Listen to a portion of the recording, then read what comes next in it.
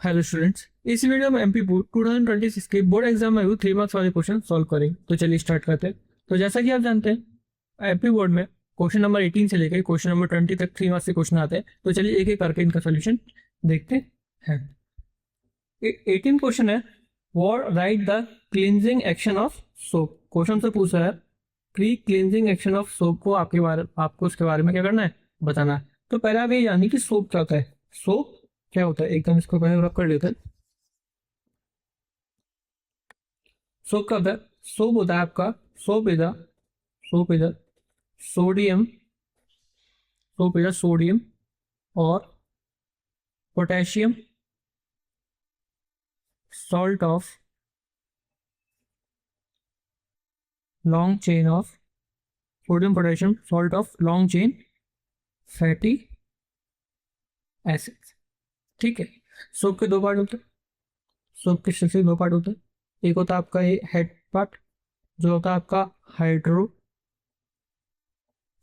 Part, hydrophilic part. और जो tail part होता है वो होता है आपका हाइड्रोफोबिक पार्ट। जो हाइड्रोफिलिक पार्ट होता है वो कैसा होता है? वो होता है आपका वाटर लविंग। और जो हाइड्रोफोबिक पार्ट होता है वो वाटर को क्या करता है, वाटर से दूर रहता है। वाटर से क्या उसका फोबिया है, टाइप का है। ठीक है। तो ये वाटर को क्या कहता है, वाटर से दूर रहता है, वाटर को पसंद नहीं आता। ठीक है। और तो सोप क्लीन डर्टी क्लॉथ और skin by removing oily dirt और ग्रीस, पता है। A soap molecule has two part. एक पार्ट होता है उसका hydrophilic which attract water and the other end is hydrophobic which attract oil और ग्रीस। हाइड्रोफोबिक पार्ट किसको अट्रैक्ट करता है? Attract oil and grease. ठीक है। When soap is mixed with water, जब हम तो सोप को वाटर के साथ मिक्स कर लेते हैं तो जो हाइड्रोफोबिक एंड होता है, जो उसका टेल पार्ट है वो किससे टच हो जाता है? वो टच हो जाता है ग्रीस से, ऑयल से। और जो हाइड्रोफिलिक पार्ट होता है वो किसकी तरफ फेस करता है? वो किसका है? वाटर की तरफ। ठीक है। तो this form tiny structure called micelle. अब फिर ये क्या बनाते हैं? मिशिल नाम का एक स्ट्रक्चर बना लेते हैं। मैं आपको करके जाता हूँ। जैसे अगर ये हमारा क्या है, ये हमारा डेड पार्टिकल है, ये हमारा एक डेड पार्टिकल है। कैसा पार्टिकल? Dead particle. देखेंगे डेड पार्टिकल है। तो अब इसको सब मॉलिक्यूल आएंगे। तो ये जो टेल पार्ट है, जो आपका हाइड्रोफोबिक पार्ट है, वो किससे अटैच हो जाएगा? वो अटैच हो जाएगा आपका डर्ट पार्टिकल से, ऑयल पार्टिकल से। ठीक है। इसको यहाँ से हम डिलीट कर देते हैं।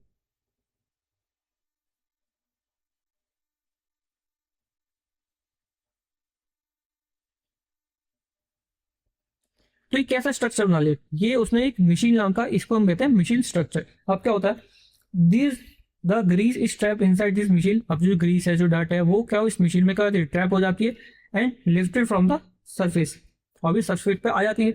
ऑन रिंसिंग विद वाटर, मतलब पानी से इसको हम साफ कर देते हैं। On rinsing water the machine carry dirt and grease are washed away making the surface. इससे क्या होता है? सरफेस क्लीन हो जाता है। नेक्स्ट क्वेश्चन हमारे पास, make the structure formula of the following compound. हमें इन कंपाउंड्स के स्ट्रक्चर फॉर्मूला लिखेंगे। फर्स्ट है हमारा क्लोरोप्रोपेन। तो इसमें हम क्या होगा, एक तो हमारा क्लोरीन होगा, हमें नाम से तो चल रहा है। एक तो हमारे क्या होगा? क्लोरीन होगा, और क्या होगा? प्रोपेन होगा। प्रोपेन। प्रोपेन में कितने कार्बन होता है? प्रोपेन में होता है आपके 3 कार्बन। एक सेकेंड। प्रोपेन में कितने कार्बन होते हैं आपके? 3 कार्बन होते हैं। इसका स्ट्रक्चर लिखता है। पहले हम अपने 3 कार्बन बना लेते हैं। 1 कार्बन, 2 कार्बन, 3 कार्बन। अब वैलेंसी सेटिस्फाई करने के लिए हम हाइड्रोजन लगाएंगे। Hydrogen, hydrogen, hydrogen. इधर भी हम हाइड्रोजन लगाएंगे क्योंकि 4 होती, 1 2 3 4, 1 2 3 4। यहाँ भी हाइड्रोजन लगा देते हैं और यहाँ लगाते हैं हम क्लोरीन। ठीक। तो हमारा क्लोरोप्रोपेन का स्ट्रक्चर फॉर्मूला हो गया। इसका मॉलिक्यूलर फॉर्मूला क्या बनेगा? उसका मॉलिक्यूलर फॉर्मूला बनेगा, कितने कार्बन है? कार्बन 3 है। हाइड्रोजन कितनी है? 1 2 3 4 5 6 7। हाइड्रोजन कितने हैं? 7। और एक क्लोरीन, C3H7Cl। तो ये हमारा मॉलिक्यूलर फॉर्मूला हो जाएगा। ठीक। तो आता है हमारा प्रोपेनॉल। प्रोपेनॉल में हमारे 3 कार्बन होंगे और एक प्लस क्या होगा? एक हाइड्रोक्सिल ग्रुप होगा। क्या होगा? Hydroxyl hydroxyl group. ठीक, हाइड्रोक्सिल ग्रुप कौन सा होता है? OH group. कौन सा ग्रुप होता है? OH group. तो आपने 3 कार्बन लगाते हैं, 1 carbon, 2 carbon, 3 carbon, hydrogen attach करते हैं, हाइड्रोजन हाइड्रोजन हाइड्रोजन, 2 हाइड्रोजन इधर आएंगे, 2 हाइड्रोजन इधर आएंगे, और इधर भी 2 हाइड्रोजन आएंगे, और ये क्या आएगा? एक हाइड्रोक्सिल ग्रुप आएगा। तो इसका मॉलिक्यूलर फॉर्मूला क्या बनेगा? C3H कितने? 7 पहले के थे, और एक OH। क्या आएगा? OH। OH। ठीक। अब आता है इथेनॉल। इथेनॉल क्या होता है आपका? इथेनॉल में होता है आपके 2 कार्बन, ईथ में होते हैं आपके 2 कार्बन। ठीक है, और एक आएगा एक हाइड्रोक्सिल ग्रुप जो है हमारा OH। 2 कार्बन लगाते हैं हम, 1 कार्बन, 2 कार्बन, हाइड्रोजन लगाते हैं, हाइड्रोजन हाइड्रोजन हाइड्रोजन, 2 हाइड्रोजन इधर लगाएंगे, हाइड्रोजन हाइड्रोजन, और एक हाइड्रोक्सिल ग्रुप लगा देते हैं, और इसका मॉलिक्यूलर फॉर्मूला बनेगा C2H5OH। C2H5OH। ठीक है, नेक्स्ट क्वेश्चन चलते हैं। Next question, what happen when the egg is not fertilize. Question से बोला अगर एग फर्टिलाइज नहीं होता तो उसके साथ क्या होता है? तो when an egg is not fertilize the pregnancy does not take place. जब एग ही फर्टिलाइज नहीं हुआ तो प्रेगनेंसी क्या होगी? होगी नहीं। ठीक है, the unfertilize egg survive only for about 1 day after ovulation. ठीक है, ओव्यूलेशन होने के बाद जो आएगा वो सिर्फ 1 दिन के लिए सर्वाइव करता है, 1 दिन के लिए सर्वाइव करता है। अगर उस टाइम पर फर्टिलाइजेशन हो जाता है तो प्रेगनेंसी कंटिन्यू होगी, और नहीं होता है तो प्रेगनेंसी कंटिन्यू नहीं होगी। The uterus had prepared a thick soft lining to receive a fertilize egg but it is no longer need. अब जब फर्टिलाइजेशन हुआ नहीं है, पहले क्या होता है? अगर फर्टिलाइजेशन हो जाता है उससे पहले क्या होता है? यूट्रस एक थिक सॉफ्ट लाइनिंग बना लेती है टू रिसीव फर्टिलाइज एग को। ठीक है, पर therefore this lining also break down. अब जब उसकी नीड ही नहीं है तो वो जो लाइनिंग है वो क्या हो जाएगी? ब्रेक डाउन हो जाएगी। अब ये ब्रेक डाउन कहाँ से होगी? ये वेजाना से बॉडी को कर देगी, लीव कर देगी, और इसके साथ क्या निकलता है? ब्लड निकलता है और म्यूकस निकलता है, और इसी को दिस नेचुरल मंथली प्रोसेस को हम क्या कहते हैं? मेंस्ट्रुएशन कहते हैं, और a period. After this another menstrual cycle begin and a new egg start maturing in the ovary again normally. ये क्वेश्चन भी होगा हमारा। नेक्स्ट क्वेश्चन है, how to produce a new plant by tissue culture technique. तो tissue culture technique से हम new plant कैसे बना सकते हैं? तो टिश्यू कल्चर टेक्निक में हम क्या करते हैं? सबसे पहले एक प्लांट टिश्यू लेते हैं, प्लांट टिश्यू लेंगे या तो एक सेल लेंगे, ठीक है, from the growing tip. Growing tip में होता है आपके मेरिस्टेमेटिक सेल। कौन से होते हैं? मेरिस्टेमेटिक सेल होते हैं, ये एक्टिवली डिवाइडिंग सेल होते हैं, और ये डिजीज फ्री सेल होते हैं। ठीक है, मेरिस्टेमेटिक सेल लेंगे, एक मेरिस्टेमेटिक सेल लेंगे, उसको हम एक स्टेराइल मीडियम में डालेंगे। किसमें डालेंगे? स्टेराइल मीडियम में एक मेरिस्टेमेटिक सेल डाल देते हैं। फिर क्या होता है?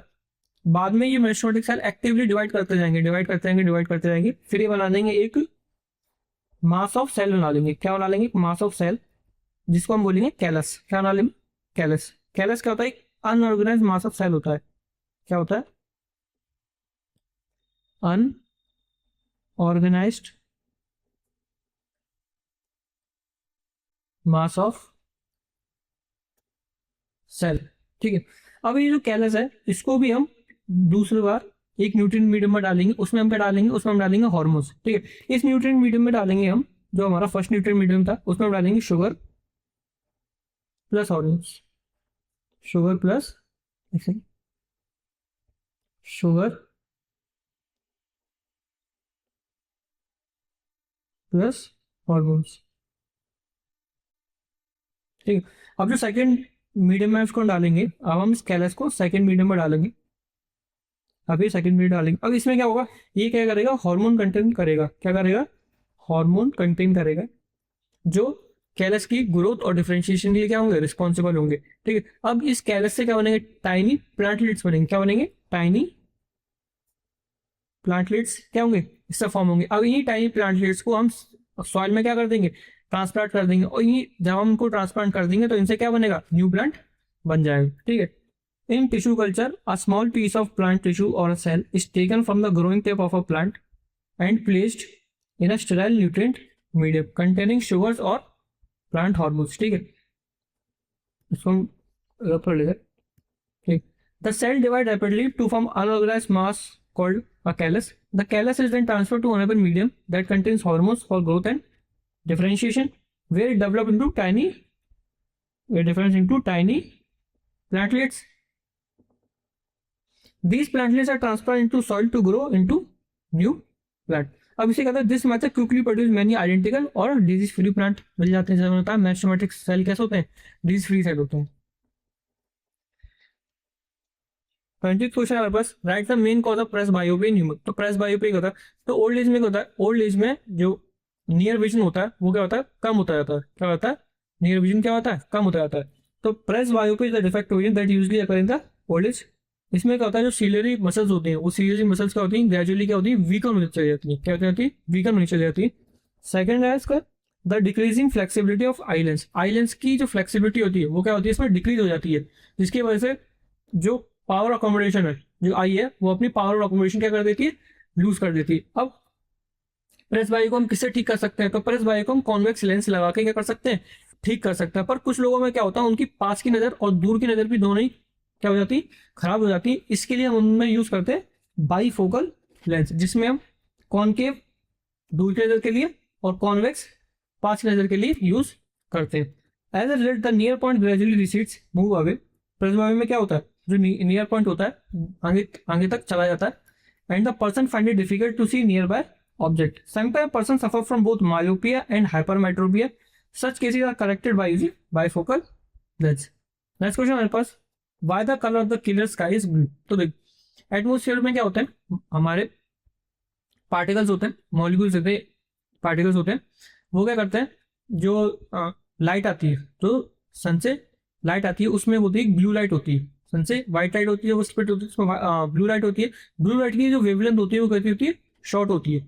वो क्या होती है, शॉर्ट होती है। और इसी शॉर्ट वेवलेंथ की वजह से वो क्या होती है, सबसे ज्यादा स्कैटर होती है। जो पार्टिकल होते हैं वो ब्लू लेंथ को क्या करते हैं, सबसे ब्लू वेवलेंथ को क्या करते हैं, सबसे ज्यादा स्कैटर करते हैं और एवरी डायरेक्शन में स्कैटर करते हैं। ठीक है, the molecule of air and other fine particles, the molecule of air and other fine particles in the atmosphere are smaller in size and then the wavelength of a visible light.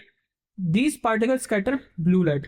ये जो particle है, जो fine particles है, वो करते हैं blue light को क्या करते हैं, स्कैटर करते हैं much more strongly than the red light. Red light से ज्यादा इसको हम स्कैटर करते हैं, ब्लू लाइट को स्कैटर करते हैं। ठीक है, when sunlight passes through the atmosphere, जब सनलाइट एटमोस्फियर से पास करती है तो ब्लू कलर है, जो ब्लू कलर है वो पूरे एटमोस्फियर में क्या होता है, स्कैटर हो जाता है एवरी डायरेक्शन में। ठीक है, as this scattered blue light realize from all parts of the sky, the clear sky appears blue।